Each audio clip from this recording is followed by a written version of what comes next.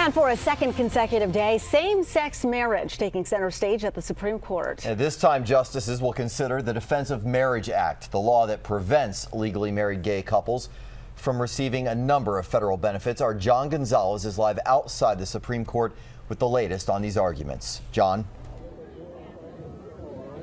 Well, Sine and Scott, good afternoon. The justices have already tackled Proposition 8 by essentially punting on the issue. Today, it's DOMA, a law that went into effect back in '96 denying benefits to gay couples that are already married. You can see out here, hundreds have once again gathered as the hearing goes on inside the highest court. Day two, crowds a bit smaller, but emotions just as big, if not bigger, than yesterday. There were all these straight people talking about gay issues. Grappling with changing the definition of traditional marriage and whether marriage benefits should be limited to only heterosexual couples. Boston resident and bar member Scott Squealance has gone inside both days. Started to now understand how women feel when a group of men get together to discuss choice issues. But those out here defending traditional marriage argue that being gay has nothing to do with race or gender. It's a biological fact that it takes a mom and a dad to create children. And we channel that through the institution of marriage because there are societal benefits that flow from that and tremendous societal harms if you don't have an institution like that.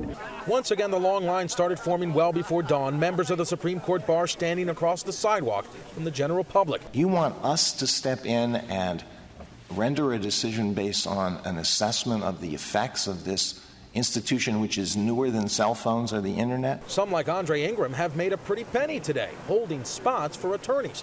He's made about $150 each day. A lot of the clients, you know what I'm saying, they pretty much don't want to be out here themselves. Robin Tyler, one of the original gay marriage plaintiffs in California, has waited in line herself both days, and she is not pleased with what she has heard. Some of the justices refer to this as an experiment, and well, we're not an experiment, we're a civil rights movement.